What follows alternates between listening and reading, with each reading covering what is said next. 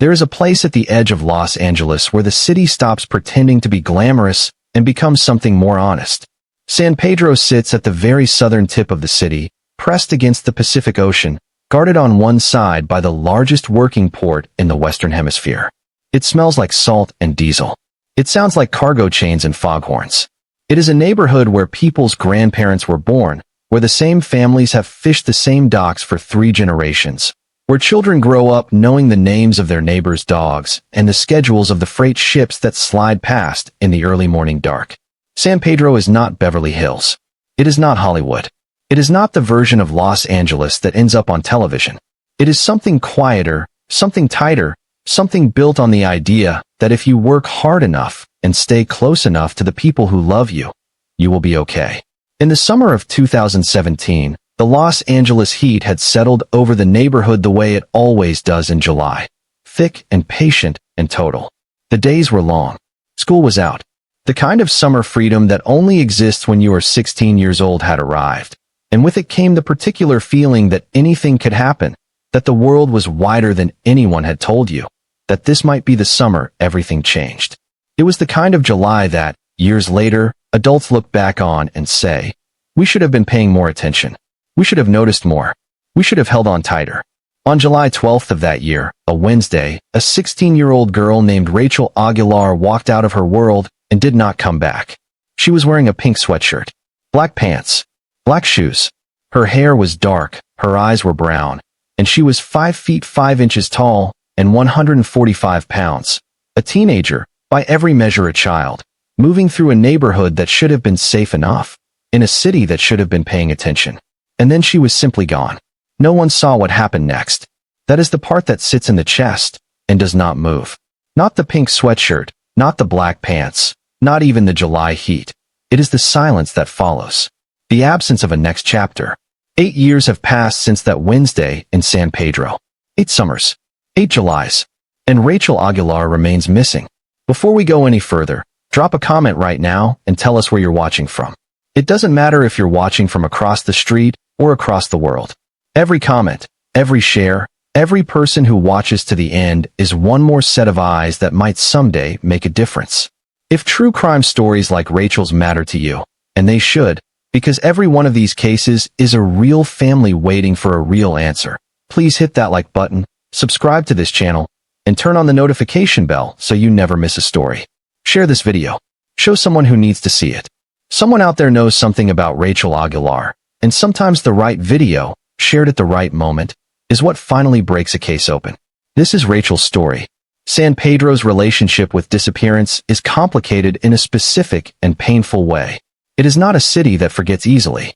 It is, by nature, a watching place, a port community, built on the rhythm of arrival and departure, where the question of who is here and who is gone carries real weight. Ships come. Ships go. Cargo arrives from across the Pacific. Containers are logged and counted and tracked with extraordinary precision. Every vessel that passes under the Vincent Thomas Bridge is cataloged, documented, and followed. And yet in the middle of all of that watching, a 16-year-old girl walked away and the world did not catch her.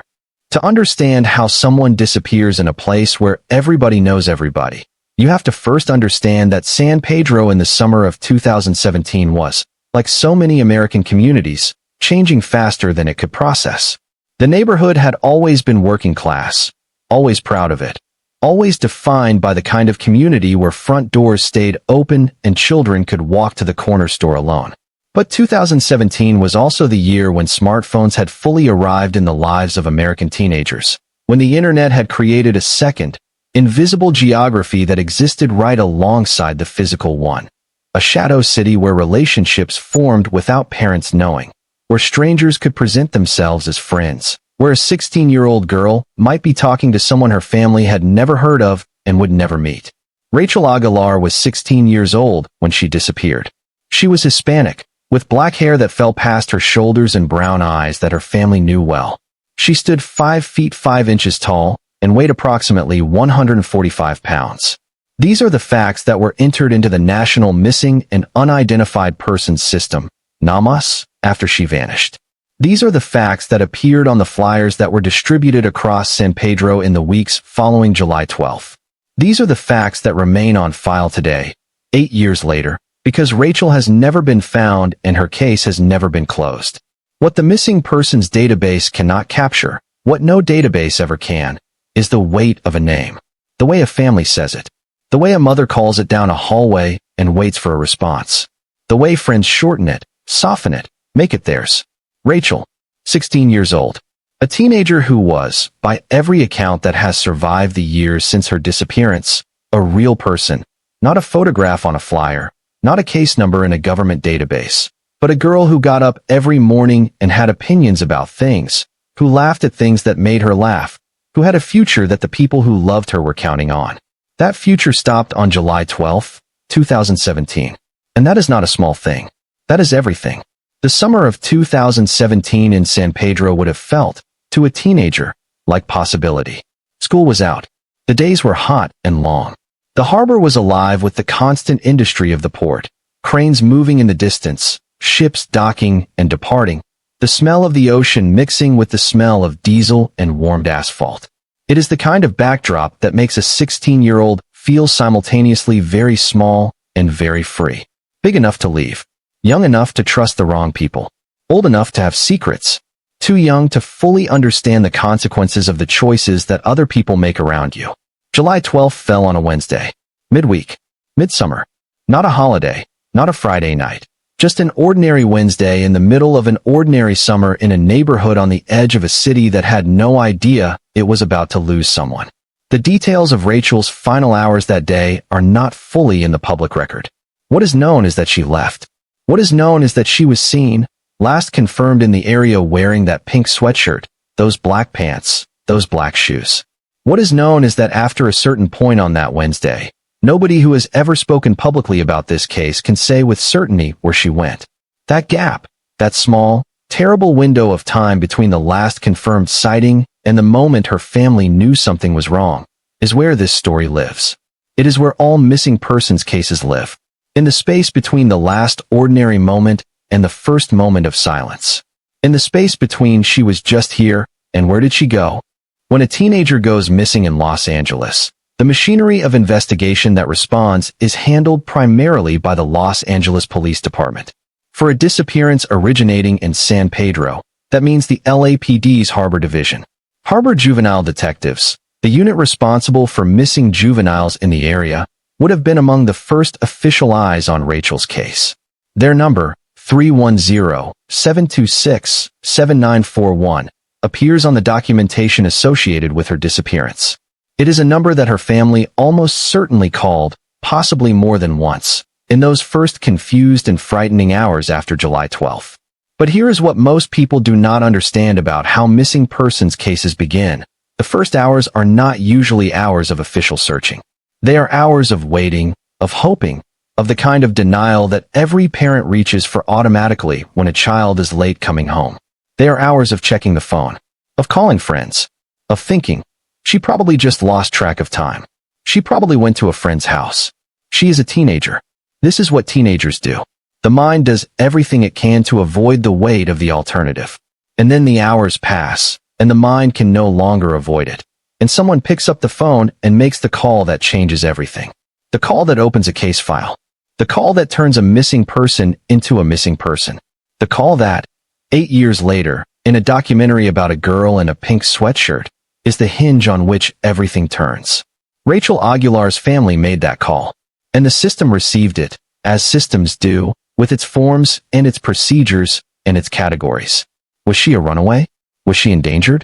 Those classifications matter enormously in how much urgency a case receives, in how quickly resources are deployed, in whether a camera crew shows up to cover the story or whether it remains, as so many cases do, invisible and unreported in a city too large and too busy to grieve for every child who vanishes into the July heat.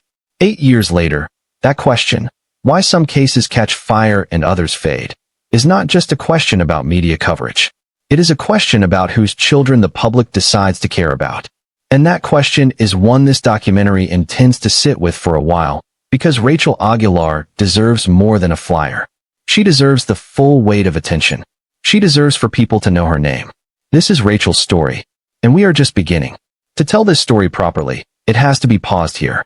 Before the investigation, before the theories, before the 8 years of silence, it has to be paused and directed back to the girl herself. Because the danger in true crime storytelling, the real ethical danger, is the same danger that follows every missing persons case. That the person at the center becomes a symbol before she becomes a human being. That she becomes a pink sweatshirt and a date and a case number. That she becomes a story about something larger, about systemic failures, about media disparities, about a broken society, before anyone has had time to remember that she was a teenager who woke up one Wednesday morning in July and had no idea that the day would be the last ordinary day of her known life. Rachel Aguilar was 16 years old when she disappeared. That means she was born in either 2000 or 2001. She grew up in San Pedro during a specific and formative decade, the years when social media was invented, when smartphones became as common as backpacks, when the internet reshaped what it meant to be a young person in America so completely and so quickly that no generation before hers had any frame of reference for it.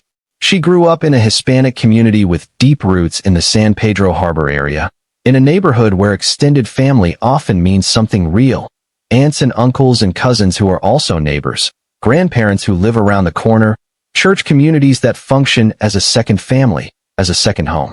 At 16, a girl in San Pedro in 2017 would have been navigating the world in layers that her parents may or may not have been able to fully see. There was the visible layer, school, homework, household responsibilities, Sunday dinners, the rhythms that families build together over years. And then there was the invisible layer, Instagram accounts and Snapchat conversations and group chats, the digital social life that teenagers in 2017 carried in their pockets everywhere they went, the layer that existed entirely in a phone screen and entirely outside the awareness of anyone who wasn't invited in. This is not a criticism of Rachel's family. It is not a judgment of any kind. It is simply the reality of what it was to be 16 years old in 2017 in any American city. Every teenager of that generation was living in two worlds simultaneously. Every family was doing its best to understand a landscape that had changed faster than any previous generation's parents could reasonably be expected to track. What those who knew Rachel, the details of her school life, her circle of friends, her habits, and her hopes, those things have not entered the public record in any comprehensive way. This documentary cannot claim to know her as her family knew her, but it can insist on the effort. It can resist the pull toward abstraction. It can say, with as much weight as language allows, Rachel Aguilar was a real girl. She had a name that meant something to specific people. She had a face that specific people missed every single day. She had a future that was taken from her, or that she walked toward under circumstances that remain, 8 years later, unknown. She was 5 feet 5 inches tall. She weighed 145 pounds. She had black hair and brown eyes. She was wearing a pink sweatshirt the last time anyone who has spoken publicly about her case confirmed seeing her. These are the only physical facts that have survived into the present. They are not enough. They are never enough.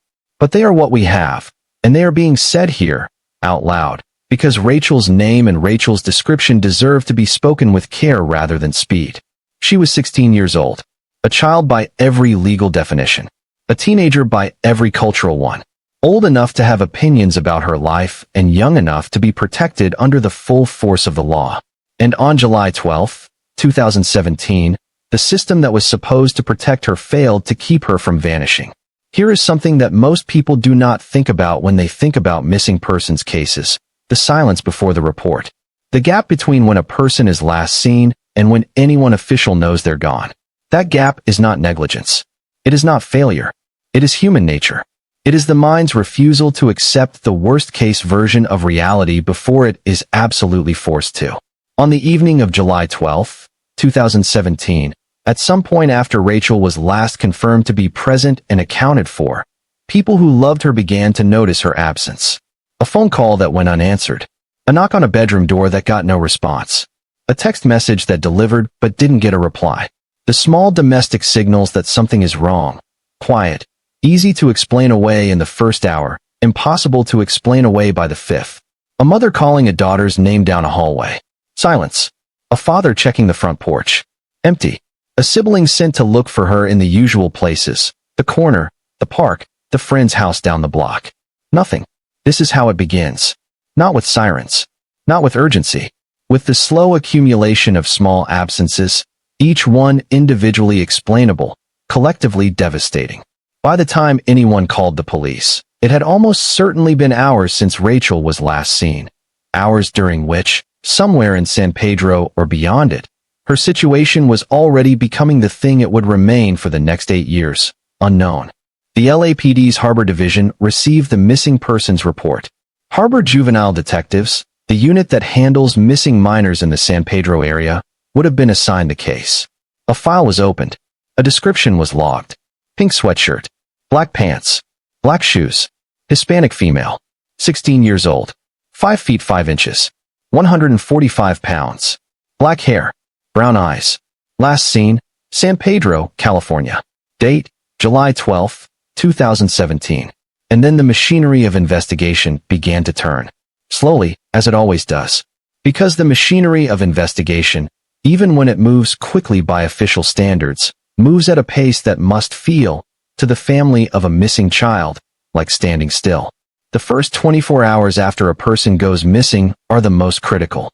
This is something law enforcement has said so many times, in so many press conferences, about so many cases, that it has become almost a cliché.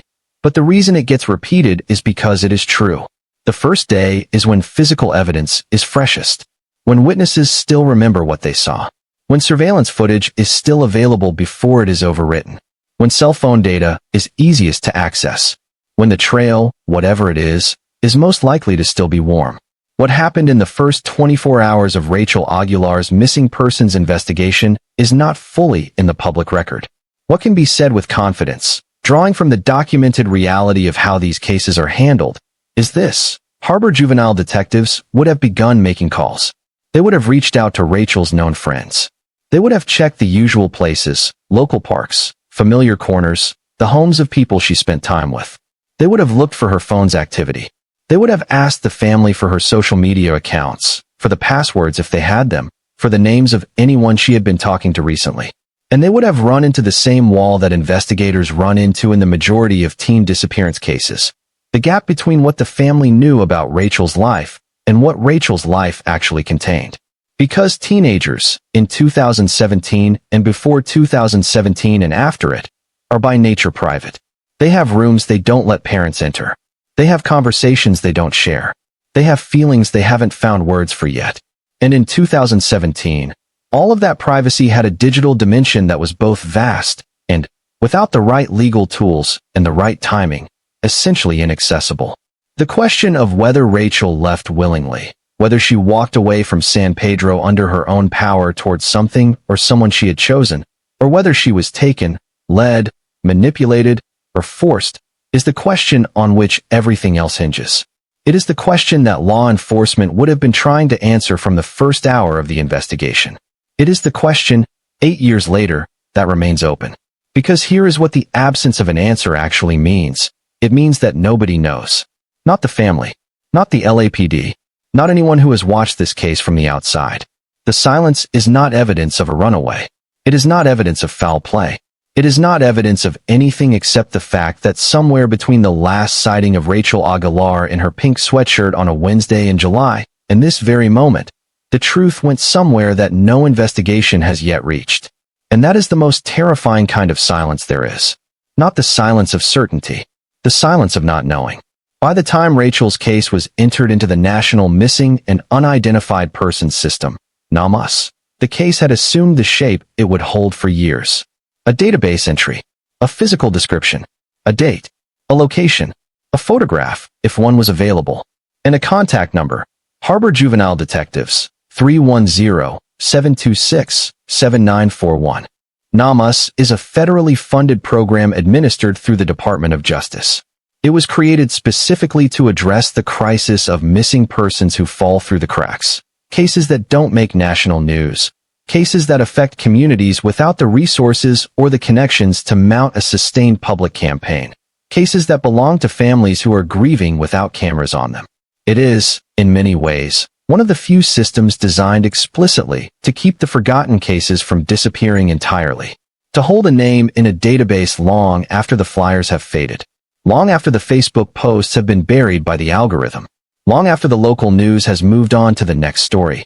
Rachel Aguilar's case lives in that database. 8 years later, it is there. Her description is there. Her date is there. Her name is there. But a database entry is not the same as an answer. A database entry is not the same as a family at peace. A database entry is the system's way of saying, we have not forgotten this person. It does not say, we have found her. It does not say, we know what happened. It does not say, this is over. It is still not over. And the people who loved Rachel Aguilar have been living inside that not over for 8 years, in a harbor town at the edge of Los Angeles, listening for a phone that has not rung with the right news, watching a door that has not opened with the right person behind it.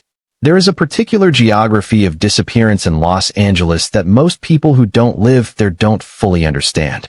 The city is enormous, not just in its official boundaries, but in its shadow boundaries. The invisible territories of transit corridors and highway junctions and port facilities and industrial zones that function as parallel cities entirely invisible to the people who live in the neighborhoods nearby. San Pedro sits at the southern terminus of all of this. It is the city's edge, its port, its threshold. In one direction lies the Pacific Ocean, stretching unbroken toward Asia. In the other direction lies the full metropolitan sprawl of Los Angeles, one of the most densely networked urban environments in the Western Hemisphere. Major highways slice through and around it. The I-110, the Harbor Freeway, connects San Pedro directly to downtown Los Angeles in 30 minutes on a good day, to the entire freeway system of Southern California in slightly more. The 47 and the 103 move cargo from the port outward in every direction. Amtrak runs nearby. The Metrolink commuter rail is accessible. The port itself handles millions of containers per year, employs tens of thousands of people, and operates continuously, 24 hours a day, every day of the year. This geography matters when you are thinking about how a person could vanish. It matters because it means that San Pedro, for all its tight-knit community feel, for all its neighborhood pride and family history, is also a place with tremendous throughput. People passing through. Vehicles moving in every direction. A constant flow of strangers with legitimate reasons to be present. A community pressed up against one of the busiest transportation hubs in the world. A 16-year-old girl, wearing a pink sweatshirt, last seen on a Wednesday in July. She could have gotten into a car and been anywhere in Southern California within an hour. She could have been on the 110 heading north within 20 minutes of her last sighting. She could have been at LAX within 30. She could have been in a truck, a private vehicle, a rideshare, a bus, any mode of transport moving through the nervous system of the city, in any direction, toward any destination. Or she could have still been within a mile of where she was last seen, for reasons that had nothing to do with the city's geography and everything to do with the specific circumstances of her disappearance. That is the brutal arithmetic of a case with no confirmed narrative. Every possibility remains equally open. Nothing can be ruled out. Everything is still in play. The LAPD's Harbor Division is not a small operation. It serves a substantial portion of the southern Los Angeles waterfront, including San Pedro, Wilmington, and the port areas. Detectives there have handled high-profile cases involving the port, involving the local community, involving the kinds of crime that accumulate around major transportation infrastructure. They are not unfamiliar with the landscape. They are not unfamiliar with the specific challenges that missing persons cases present in a community like San Pedro. What the public record does not show is the extent of the physical search that was conducted for Rachel in the days and weeks following July 12th. It does not show whether dogs were brought in, whether aerial searches were conducted, whether the port facilities were checked, whether surveillance footage from the major corridors leading out of the neighborhood was reviewed. These things may have happened. They likely happened, at least in part. But they did not produce a result. And in the absence of a result, in the absence of a found person or a confirmed destination or a body or a suspect, the investigation, as investigations inevitably do, reached a kind of plateau. That plateau is the cold case. The file that stays open because there is no reason to close it, but also no active lead to pursue. The family that keeps calling and is told, gently, that there is nothing new. The case number that persists in the database while the world moves on around it. The question that haunts this case, the question that haunts every case like it, is the question of what happened in the hours before the disappearance. Not the disappearance itself, but the period leading up to it. The conversations that took place in person or by phone or by text that the family may or may not have been aware of. The plans, if there were plans. The relationship, if there was a relationship, that drew Rachel toward whatever she walked toward on that Wednesday. Because here is a statistical reality about the disappearance of teenagers in the United States. In the majority of cases, the person who facilitates the disappearance, whether through manipulation, grooming, exploitation, or outright force, is not a stranger. They are someone the teenager knows. Someone the teenager trusts, at least partially. Someone who has, over a period of weeks or months, built a relationship specifically designed to move the teenager away from the people who could protect them. This is not speculation specific to Rachel's case. It is not an accusation aimed at any person in her life. It is a pattern documented across hundreds of cases, studied by researchers at the National Center for Missing and Exploited Children, reflected in the outcomes of investigations where answers were eventually found. When a teenager disappears without a scene, without a struggle, without witnesses screaming or evidence of force, when they simply walk out of their world on an ordinary afternoon, the most consistent explanation, across the data, is that they believe they were going towards something good.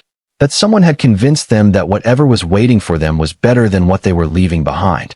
In 2017, that kind of convincing happened on phones, on Instagram, on Snapchat, where messages disappeared automatically and left no record, on Facebook Messenger, on texting apps, on platforms designed around the assumption of privacy.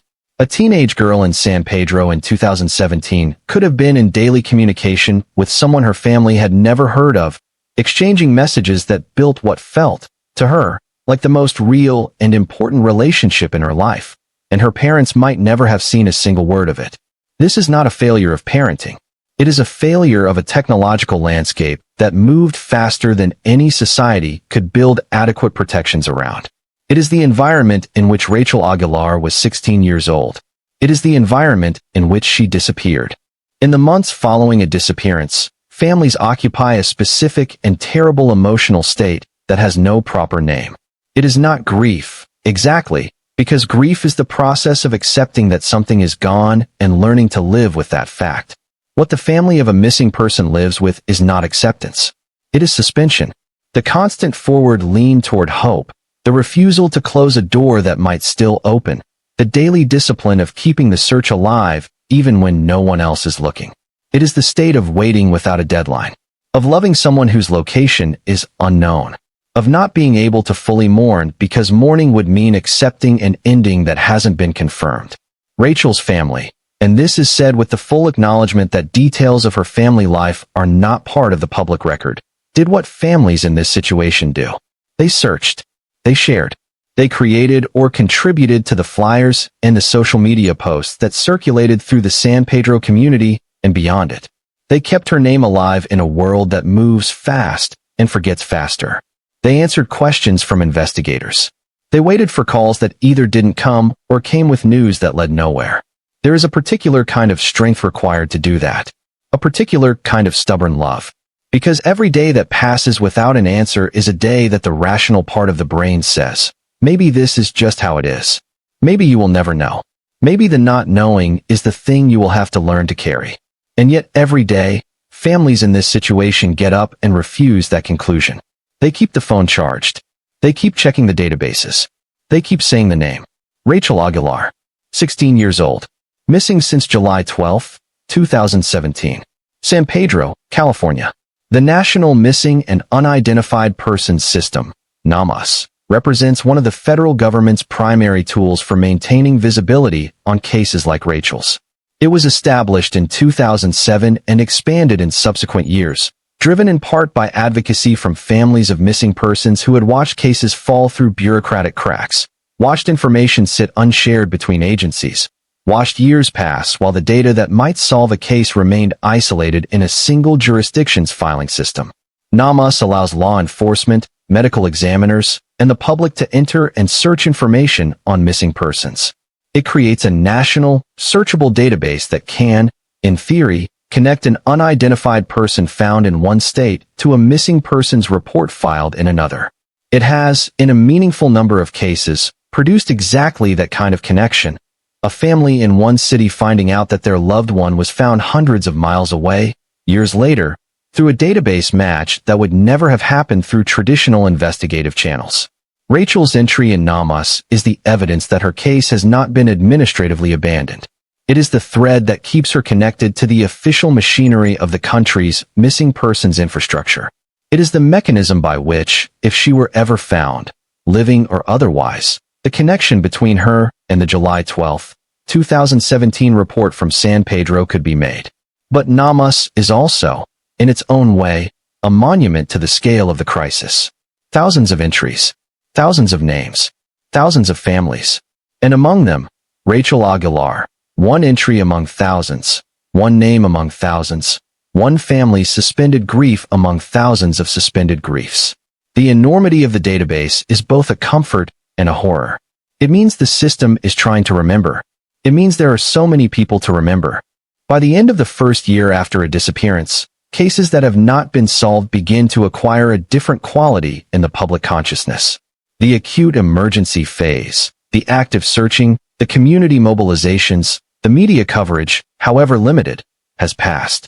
Life around the absence begins to reshape itself. The community continues. The school year starts again. The neighborhood moves through its rhythms. And the family continues to wait in a world that has, to a significant degree, moved on without them. San Pedro in the fall and winter of 2017 continued to be the place it had always been. The port continued to operate. The fishing boats continued to go out. The same families continued to live in the same houses on the same streets. And somewhere in that neighborhood, or somewhere beyond it, the answer to what happened to Rachel Aguilar on July 12th of that year continued to exist. Unspoken, unknown, waiting. Because answers do not disappear. That is the thing about truth. It is somewhere. It may be buried. It may be protected by silence, by fear, by the kind of calculated dishonesty that people use to protect themselves. But it is somewhere. Someone knows what happened after Rachel walked away in her pink sweatshirt. Someone knows whether she made it to wherever she was going. Someone knows whether she arrived safely or did not. Someone has been carrying that knowledge for 8 years. And that someone, whoever they are, is still out there. The theories in a case like this do not arrive in an ordered line. They arrive the way grief arrives, in waves, in fragments, in the middle of the night when the mind refuses to rest and starts pulling at the threads of what might have happened. They arrive in the conversation between family members who are trying to make sense of the senseless. They arrive in the quiet speculation of neighbors and friends who replay the last time they saw her, who think, was there something I missed? Was there a sign I didn't read? There is a first theory, and it is the one that investigators go to first, not because it is the most likely in a statistical sense, but because it is the one that, if true, carries the smallest amount of permanent loss. The theory of the voluntary departure. The runaway. Teenage runaways are more common than most people realize. In California alone, tens of thousands of minors are reported missing each year, and a significant portion of those cases are ultimately classified as voluntary departures. Teenagers who left because of conflict at home, because of a relationship they wanted to pursue without their family's knowledge, because the weight of whatever they were carrying felt too heavy to stay under the same roof with the people who didn't know they were carrying it. Summer disappearances, in particular, have a higher rate of voluntary departure because summer is when teenagers have the most freedom of movement, the most unstructured time, the most opportunity to act on impulses that the school year would have delayed or prevented. If Rachel left voluntarily on July 12, 2017, she left towards something. A person, a place, an idea of a different life. That is the version of this story in which she is still alive, somewhere in the world, older and harder to find. That is the version in which the answer is not buried, but walking around. In which she has a face that has aged 8 years past the one on the flyer. In which the distance between her and the people who love her is made of choice and fear rather than violence. But the voluntary departure theory carries its own darkness. Because the question is never simply, did she leave? The question is always, why hasn't she come back? 8 years is a long time to stay gone if leaving was the goal. 8 years is a long time to let people who love you carry the weight of not knowing. And if she left because someone helped her leave, someone older, someone who presented themselves as a safe harbor when they were anything but, then the word voluntary is doing a lot of work that it doesn't deserve. The second theory is harder to say out loud, but impossible to avoid. The theory that someone Rachel knew, not a stranger, not someone who appeared randomly in her path, but someone she trusted, someone she had a relationship with, was responsible for what happened to her. This theory does not require the invention of a villain from nothing. It requires only the acknowledgement of a statistical reality. In cases of juvenile disappearance, the people who cause harm to the missing person are, in the overwhelming majority of documented cases, known to them. They are people the teenager texted, people the teenager smiled at, people the teenager would not have flagged as dangerous, because they had presented themselves as anything but. This theory is not an accusation. It is a framework for thinking about what investigators would have been doing in the months following July 12, 2017. Who was in Rachel's life? Who had her phone number? Who had been talking to her in ways that the family wasn't aware of? Who had access to her trust? These are the questions that get asked when a teenager disappears without a scene. These are the questions whose answers exist somewhere in the record, in the metadata of a phone, in the private messages of an account, in the memory of someone who knew both Rachel and the person she might have been moving toward. The third theory lives at the intersection of geography and commerce. San Pedro, as a port city, occupies a specific position in the documented landscape of human trafficking in Southern California. The Los Angeles area is, according to federal law enforcement assessments from the period, one of the highest trafficked regions in the United States. The port provides both a transit corridor and a logistical infrastructure. The highway system radiating outward from it connects to every major population center in the West. The combination of transit workers, commercial infrastructure, and high-volume movement creates conditions that are, by objective assessment, consistent with trafficking operations. This is not a claim that Rachel was trafficked. It is not a statement that can be made without evidence. What it is an acknowledgement that investigators would have had to consider this possibility. That for a 16-year-old girl disappearing from a port-adjacent community in the summer, the trafficking theory is not paranoia, it is due diligence. It is the thing that gets documented and investigated even when it leads nowhere, because the cost of not investigating it is far higher than the cost of the investigation itself. The FBI's investigation into trafficking in Southern California during this period was active. Federal task forces were operational. The intersection of federal and local law enforcement on cases involving potential trafficking of minors was a mechanism that existed and functioned, imperfectly, as all human systems do, but not without effort. Whether Rachel's case triggered any of those mechanisms, whether it ever became the subject of federal attention in addition to the LAPD's investigation, is not in the public record. But the possibility sits here, in the silence of 8 years, as one of the frames through which this disappearance can be understood. And then there is the fourth possibility, the one that is hardest to say and hardest to hear. The one in which Rachel did not go anywhere willingly, did not choose anyone or anything, did not make any decision at all on July 12, 2017. The possibility that something happened to her in the neighborhood, in a car, in a space that no surveillance camera captured, and that she was hurt, and that the evidence of what happened to her has never been found. This is the possibility of foul play, of a crime that has not been prosecuted because no one has been charged, of an act of violence against a child that has never been answered for. This is the possibility that the family cannot let themselves fully believe, because to believe it is to move from suspension into grief, and grief means accepting an ending that has not been confirmed. And the family cannot afford that acceptance. Not yet. Not until there is proof. Not until someone who knows something says something. Because here is the reality of unsolved crimes in communities like San Pedro. They exist within a web of social relationships where silence can be coerced. Where people who know things do not always say them. Where fear of consequences, legal, social, personal, can hold the truth in place for years. Where a witness to something terrible can spend 8 years carrying the weight of what they know, never sure whether the moment to speak has arrived, never quite ready to bear what speaking would cost them. Someone knows something about Rachel Aguilar. That is a statement made with the same calm certainty as any other fact in this documentary.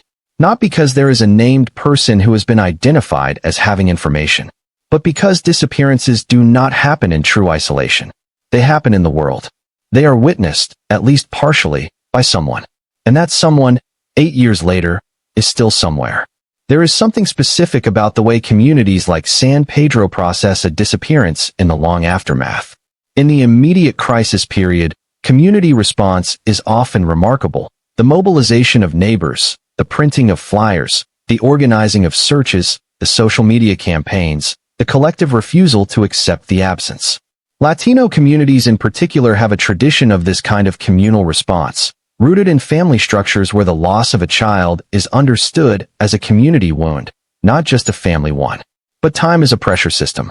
As months become years, the daily urgency fades into a background frequency, still present, still real, but lower in the register of public attention.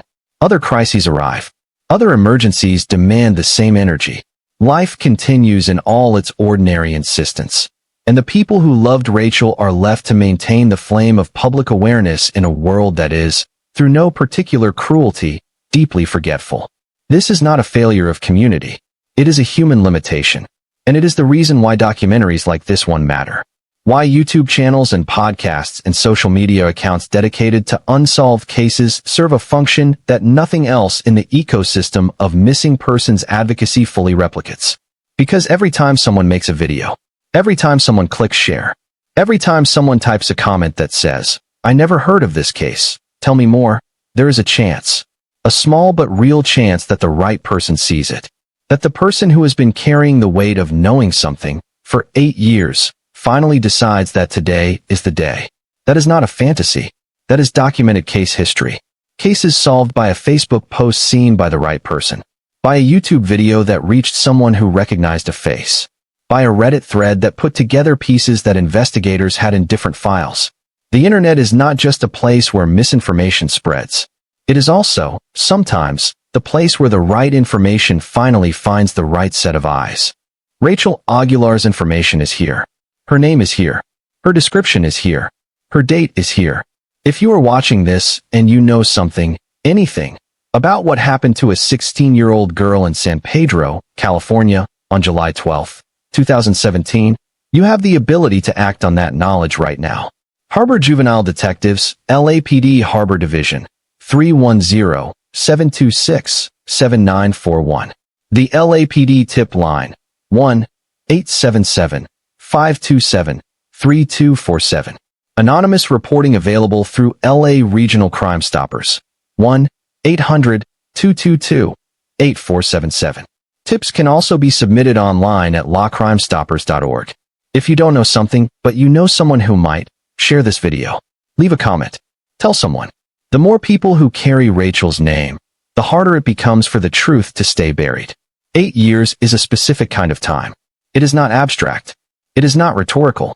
8 years is the difference between 16 and 24. If Rachel Aguilar is alive today, and this documentary proceeds from the position that she may be, that no confirmed evidence has closed that door, she would be 24 years old. A young woman, old enough to have built an entirely new life, in any city, in any circumstance. Old enough to look entirely different from the photograph that circulated in 2017. Old enough to have found, if she is out there somewhere, the distance she may have needed from whatever drove her away. Or old enough to have been trapped, for 8 years, in a situation that she cannot escape without help. 24 years old. An age that should be full of things. Career beginnings. Relationships. The particular mixture of confidence and confusion that marks the mid-20s, when the world is simultaneously wider and more demanding than it was at 16. An age that her family watches pass without her in it. That her mother marks in the quiet way that mothers mark their children's birthdays, whether the children are present to celebrate them or not. A candle. A prayer. A whispered number into the air. This is what 8 years means in a missing persons case. It is not the passage of investigative time. It is the passage of living time. The accumulation of moments that Rachel was not present for. Christmases. Quinceañeras of cousins and friends. Graduations. Weddings. The small, ordinary days that make up the bulk of a life and are noticed only in their absence. The families of missing persons describe a specific phenomenon that has no clinical name, but is instantly recognizable to anyone who has spoken to enough of them. The perpetual present. The way they keep their loved one frozen at the age they were last known. Rachel, in the minds of those who knew her, may still be 16, still in the pink sweatshirt, still in the July heat, still walking through San Pedro. The mind does not always allow for the aging process of someone who is absent. The heart holds the last known image and does not easily let it grow. But the world has grown. The world has moved. And somewhere in that 8 years of movement, the answer to what happened on July 12, 2017 has been aging too. The media landscape around cases like Rachel's is a subject that cannot be avoided in any honest accounting of why some disappearances become nationally known and others do not. The name Natalee Holloway is known to millions of Americans. The name Laci Peterson. The name Elizabeth Smart.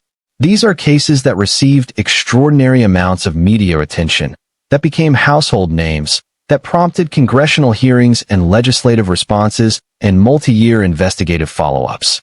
They are cases involving young white women from circumstances that a specific demographic of American media consumer found particularly relatable and sympathetic. This is not a judgment of the grief of those families. Their loss was real. Their cases were real. The coverage was warranted in the sense that any missing person deserves attention. But the disparity in coverage is real, and it is documented, and it cannot be discussed without naming it directly. A 2021 study by the University of Wyoming found that missing people of color are significantly underrepresented in media coverage relative to their share of actual missing persons cases. The phenomenon has been called missing white woman syndrome, a phrase that is blunt but accurate. It describes the way that national media resources, attention, and outrage are deployed in patterns shaped by race, class, and a set of cultural assumptions about whose disappearance constitutes a tragedy worth broadcasting. Rachel Aguilar was a Hispanic teenager from a working-class neighborhood in Los Angeles. She did not receive national media coverage when she disappeared. There was no cable news anchor who said her name night after night. There was no made-for-television movie. There was no congressional statement. There was a missing persons flyer. There was a database entry. There was a family searching without a spotlight. This is the silence this documentary is trying to break. Not sensationally, not through exploitation, but through the simple act of saying her name, of treating her disappearance with the same weight and seriousness and sustained attention that would have been applied to her case automatically if her circumstances had been different. Rachel Aguilar deserved that attention in 2017. She deserves it now. The question of who was responsible, if responsibility applies, if something was done to Rachel rather than chosen by her, is one that the absence of a public investigation narrative makes impossible to answer with certainty. There are no named persons of interest in the public record associated with this case. There are no documented arrests connected to her disappearance. There is no trial, no verdict, no official accounting of what the investigation found or didn't find. What there is, instead, is the knowledge that in cases of teenage disappearance, the first point of investigation is always the immediate circle. The family, the friends, the people she spent time with, the last people to confirm seeing her. This is not sinister. It is simply the way investigations work, because the most common source of harm to a missing teenager is, statistically, someone already present in her life. If Rachel's case followed the standard investigative pattern, detectives would have interviewed people close to her in the days and weeks following July 12. They would have looked for inconsistencies. They would have compared stories. They would have tried to build a timeline from the accounts of multiple witnesses. And somewhere in that process, they may have identified a person or persons whose account of the events surrounding her disappearance did not fully hold together. Whether that happened, whether the investigation identified a person of interest, is unknown in the public record. What is known is that no arrest was ever made. No prosecution followed. The case did not proceed from the initial investigation phase to the kind of publicly visible legal process that would have brought it to wider attention. That absence of an arrest, of a prosecution, of a named and accountable perpetrator, is one of the most painful dimensions of an unsolved missing persons case. Because it means that if harm was done, no one has been held responsible for it. And if someone has been walking free for 8 years, knowing what they know about a girl in a pink sweatshirt on a July Wednesday, that is not justice. that is a wound that stays open. In the years since 2017, the technological tools available to cold case investigators have advanced in ways that would have seemed remarkable 8 years ago. DNA technology has taken leaps that have rewritten the trajectory of cases that had been cold for decades. Genetic genealogy, the process of building family trees from DNA evidence to identify unknown individuals, has become a legitimate investigative tool that has solved cases nationwide. Investigative forensic genealogy, popularized in part by the identification of the Golden State Killer in 2018, has demonstrated that the genetic data contained in biological evidence can travel across years and distance and reach back to find answers that no other method could access. Cell phone technology has similarly advanced. The ability to reconstruct the movement of a device through cell tower records, to extract data from phones that were thought to be inaccessible, to analyze app data and message metadata and location history. These capabilities existed in rudimentary form in 2017, but have become substantially more sophisticated since. Cases where phone data was initially inconclusive have been reopened with new results. Digital forensics has given investigators tools that were simply not available when many cold cases were first worked. For Rachel's case, the relevance of these advances is direct. If physical evidence exists, from the scene, from a vehicle, from any location associated with her disappearance, the technology to analyze that evidence is more powerful today than it was in 2017. If her phone's data was preserved, either by the carrier or in the evidence files of the LAPD, there may be information in it that current analysis techniques could extract where earlier attempts could not. This is not false hope. This is documented reality. Cases older than Rachel's have been solved through exactly these mechanisms. The passage of time is not the enemy of truth when the right tools are brought to bear. Time can, in the right circumstances, be the very thing that makes a solution possible. When a witness finally decides to talk, when a technology finally matures, when a database finally makes a match. There is a practice that exists in the cold case community, among investigators, among advocates, among the families themselves, called the anniversary revisit. On the anniversary of a disappearance, the case is publicly reactivated. The flyer is reshared. The name is said again. The plea for information is renewed. The community that formed around the case in the immediate aftermath is reminded that the case is still open, that the family is still waiting, that the search has not ended. July 12, 2018, 2019, 2020, 2021, 2022, 2023, 2024. Each anniversary has passed in San Pedro. The harbor has continued to operate. The fishing boats have continued to go out. The freight ships have continued to move through the channel. And Rachel Aguilar's family has continued to mark the date, in whatever way they mark it, privately, in the knowledge of what that date means, and has continued to hope. The 10th anniversary of Rachel's disappearance will arrive in 2027, 2 years from now. In the archaeology of cold cases, 10-year anniversaries are significant.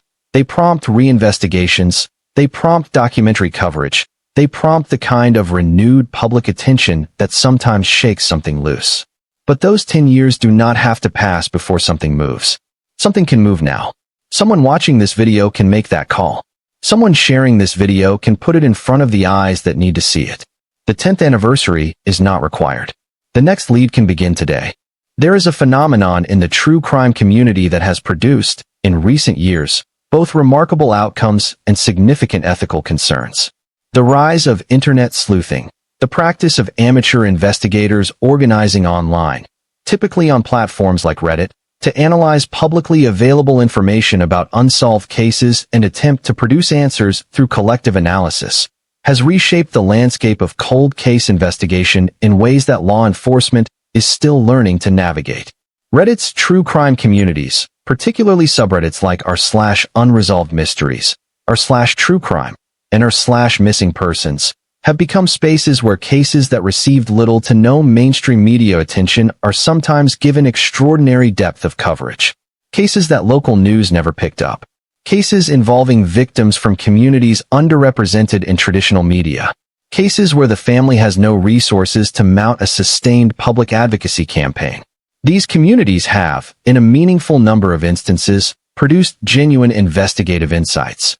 Not because they have access to privileged information, but because the collective intelligence of thousands of people analyzing the same publicly available facts sometimes produces pattern recognition that no single investigator would have reached alone. The risks are also real. Amateur investigations can produce wrongful accusations. They can harm innocent people. They can compromise official investigations by alerting potential suspects or contaminating evidence. And in cases involving missing minors, particularly cases where the circumstances of the disappearance remain unknown, the ethical responsibility of online communities to proceed carefully and to avoid inventing narratives without evidence is both heightened and frequently violated. Rachel Aguilar's case has not, to this documentary's knowledge, been the subject of sustained community investigation of this kind. Her name appears in missing persons databases. It appears in the records associated with NamUs. But the kind of deep community engagement that has surrounded higher-profile cold cases, the Reddit threads that stretch for hundreds of comments, the wiki pages, the podcast episodes, the YouTube deep dives, has not, to any documented degree, surrounded her disappearance. That silence, too, is a consequence of the media disparity discussed earlier. The cases that receive deep community investigation online are, disproportionately, cases that first received attention from traditional media. The cases that were never covered are also the cases that were never picked up by the online communities that could potentially help. The information gap has a second life in the digital world. If a case doesn't start with visibility, it doesn't tend to accumulate it. This documentary exists, in part, to begin changing that arithmetic for Rachel. There is something that every person who has waited for a missing family member describes, eventually, in the language of ordinary life. Not the extraordinary moments, not the press conferences, not the searches, not the anniversary memorials, but the ordinary ones. The Tuesday afternoon when something small happens and the first instinct is to reach for the phone to tell her. The holiday meal where a chair sits empty at the table and everyone tries not to look at it directly. The school friends who grow up and graduate and go to college and get jobs, and whose milestones are a kind of map of where she would have been if she were still here. This is the true cost of a missing person case that is never resolved. Not the dramatic cost, the cost that makes for compelling television, but the quiet, daily, grinding cost of not knowing. The cost that cannot be calculated because it shows up in every ordinary moment. In the way a mother wakes up each morning. In the way a father drives past the places that remind him. In the way siblings learn to talk around an absence that takes up more space than most presences. Rachel's family has been living in that space since July 12, 2017. 8 years of ordinary moments, shaped by an extraordinary silence. 8 years of the kind of waiting that has no official end. 8 years of a door that has not opened. The community of San Pedro, too, carries something. Communities always do, after a disappearance. The neighborhood changes when a child vanishes from it. Parents watch their children more closely. The boundaries of acceptable freedom tighten. The question of who is trustworthy, a question that community life usually answers with a general assumption of safety, becomes something more complicated. The assumption of safety is not fully gone, but it is not fully present either. It lives alongside the memory of a girl who was there and then wasn't. It is necessary to say something about hope, not as a platitude, not as a scripted moment of emotional uplift to balance the weight of everything that precedes it, but as a factual statement about the trajectory of cold cases in the United States in the last decade. In 2013, a woman named Amanda Berry knocked on a neighbor's door in Cleveland, Ohio, and said, "I've been kidnapped and I've been missing for 10 years and I'm here, and I'm free." She was 27 years old. She had been 14 when she was taken.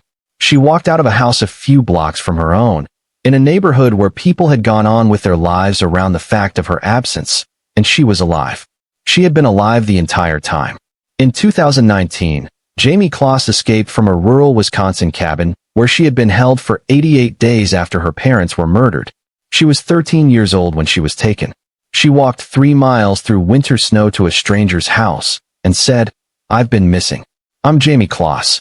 In 2022, Harmony Montgomery, a 7-year-old who had been missing for years, a case that had received almost no attention, was the subject of a renewed investigation that produced an arrest after new information came forward.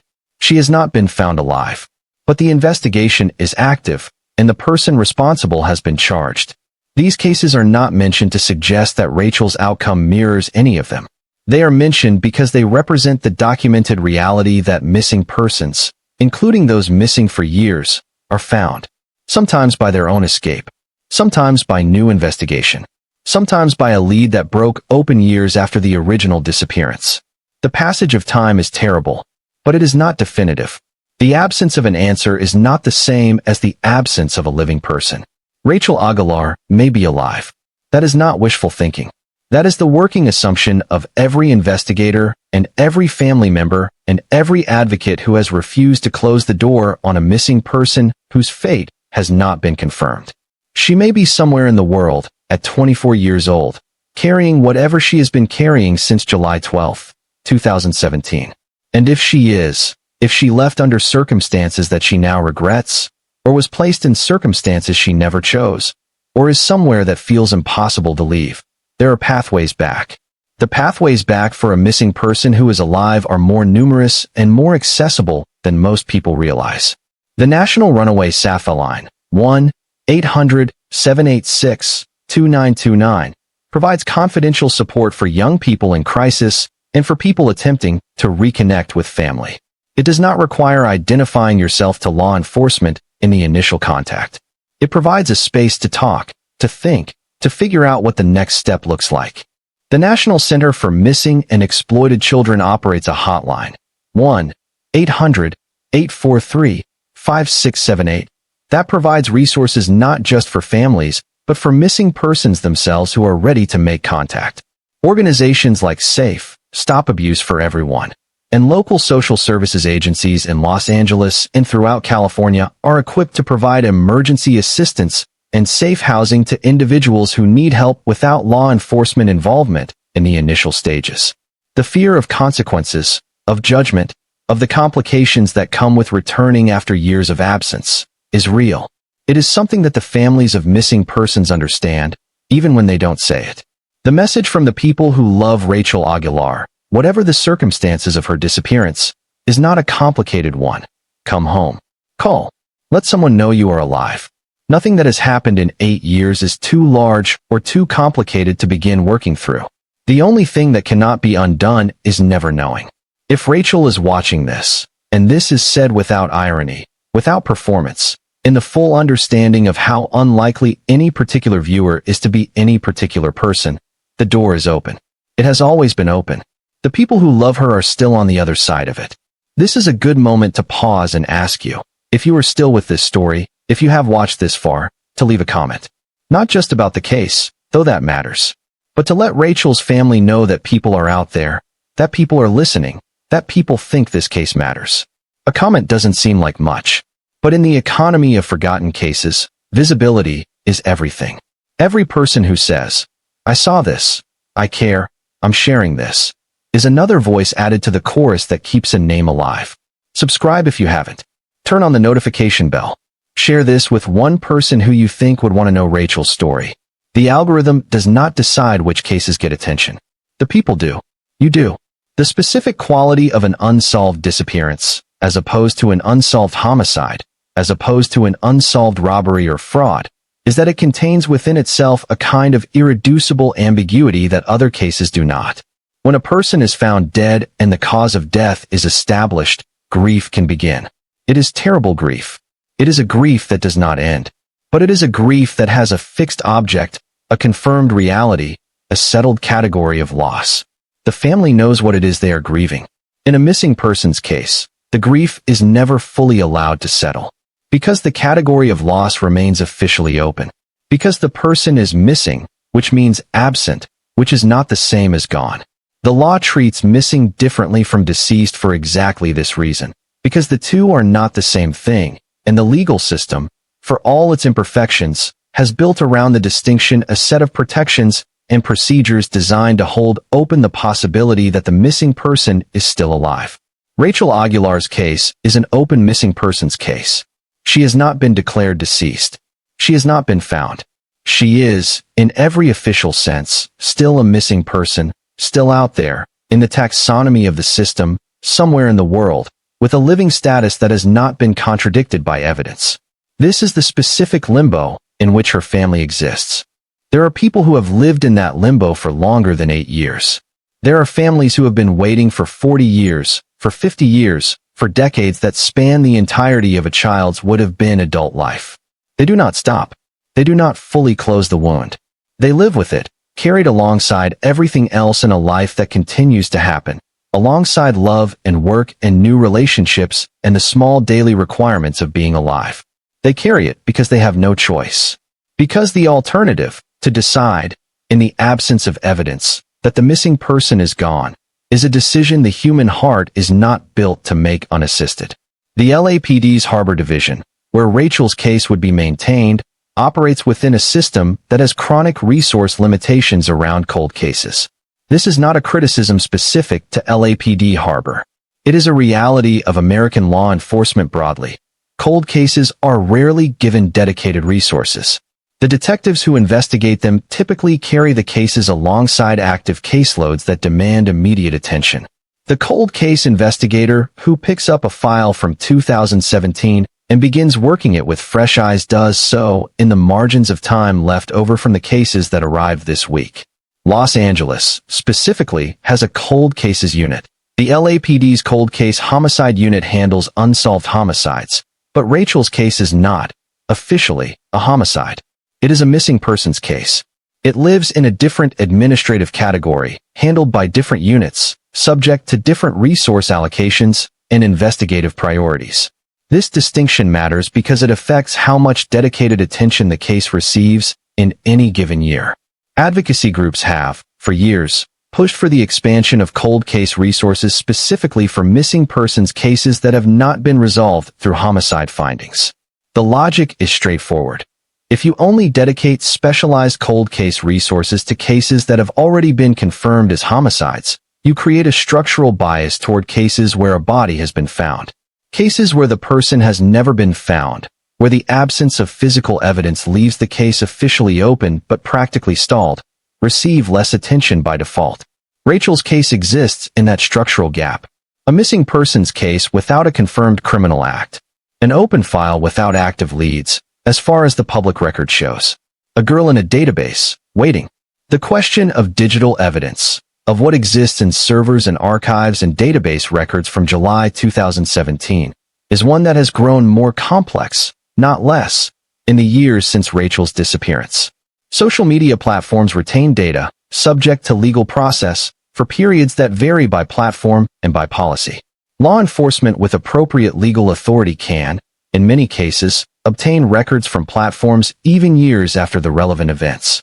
The metadata of a Snapchat account. The message history of a direct Instagram account. The contact list and location data of a phone whose carrier has maintained records.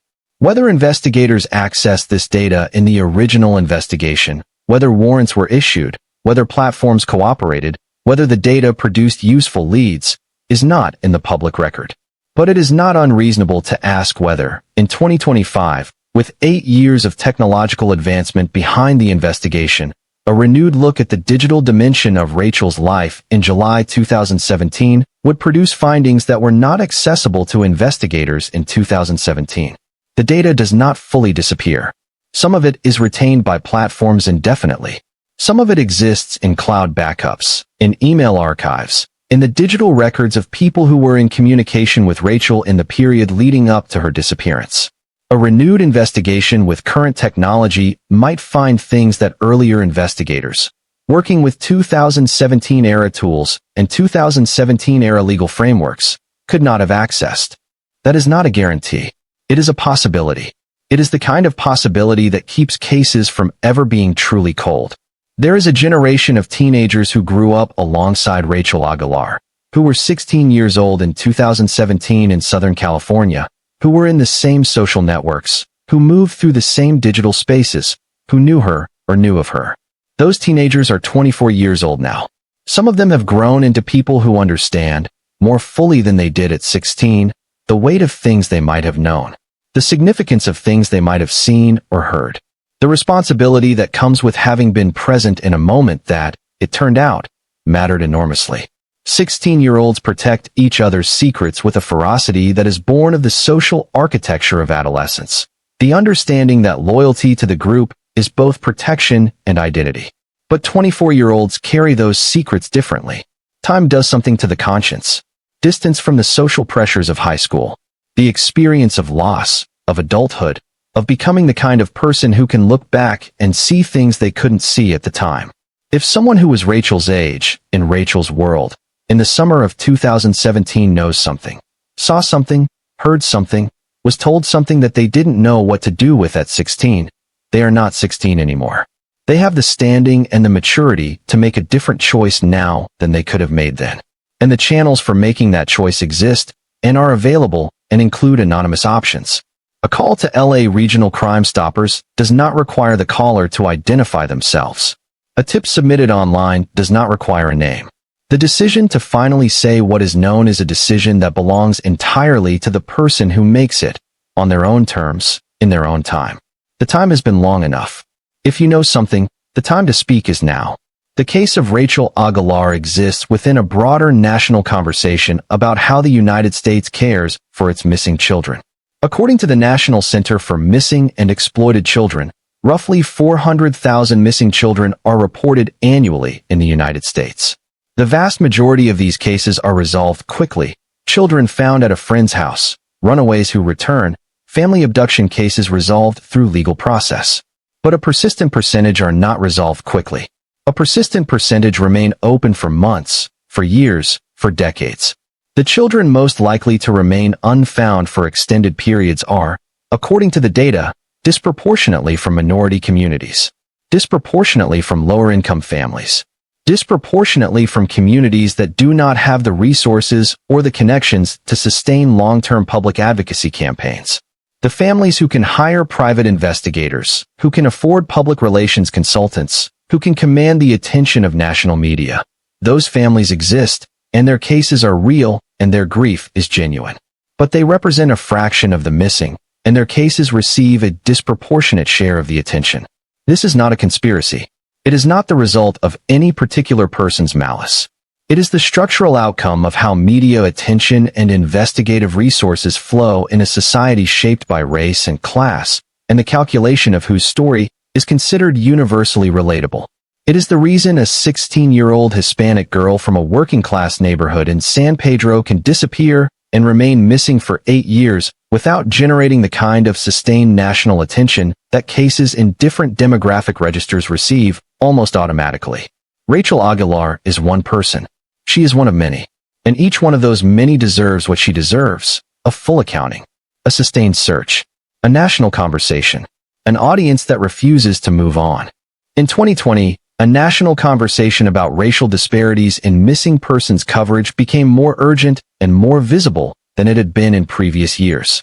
Advocacy groups that had been making this argument for decades, organizations focused on missing Black girls, on Native American missing and murdered women, on the invisibility of minority victims in mainstream media, found a larger audience for their work. Petitions, legislative advocacy, documentary coverage, podcast episodes. The conversation grew. Rachel's case did not become part of that wave of renewed attention, at least not in any documented public way. But the wave created conditions, in media, in advocacy, in the public consciousness, that make this moment, in 2025, a better moment to say her name than most that came before it. The audience for stories about forgotten cases is larger than it has ever been.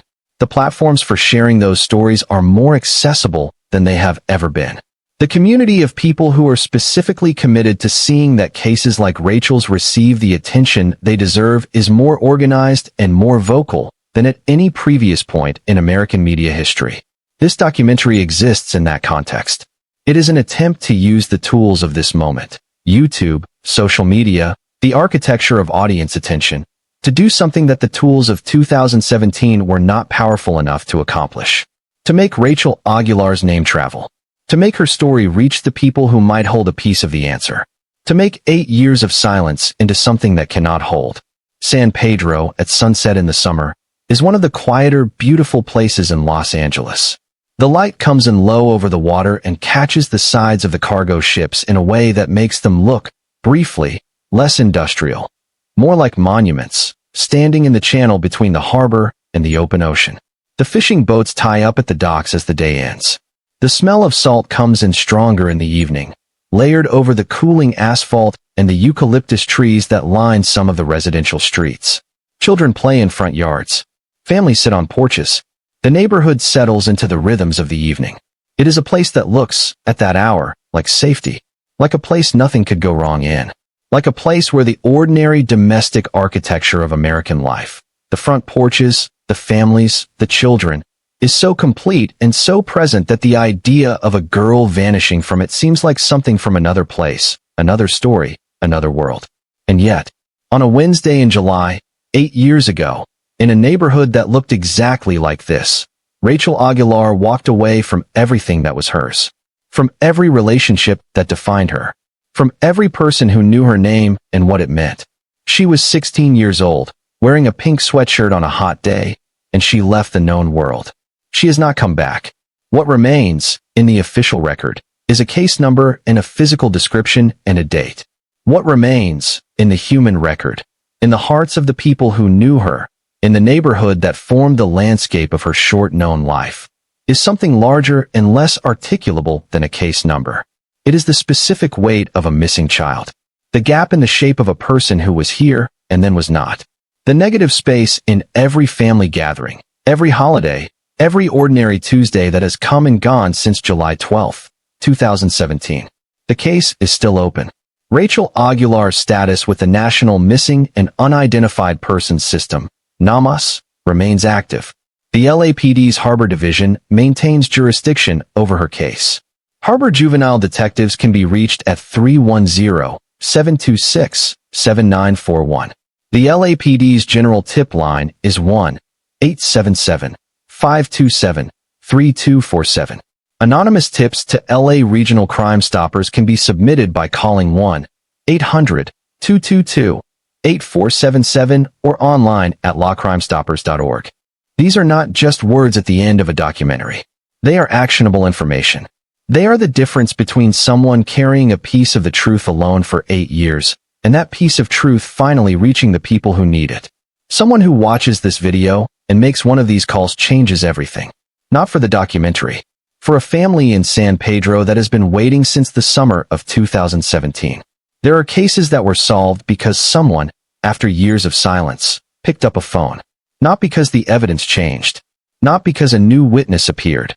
Not because technology produced a breakthrough. Simply because a person who had been carrying the weight of knowing something finally reached the moment when they could no longer carry it alone. That moment is different for everyone. It can be years in the arriving. It can be triggered by something as small as a passing conversation, a story seen on a screen, a name heard on a podcast during a commute. Something that breaks through the accumulated scar tissue of years of silence and makes the truth suddenly feel more urgent than the protection of it. If that moment has arrived for anyone watching this, anyone who knew Rachel, who knew the people around her, who saw something in the summer of 2017 that they have been trying not to think about since, the numbers are in this documentary. The anonymous options exist. The weight does not have to be carried alone anymore. Rachel Aguilar would be 24 years old today, or very close to it.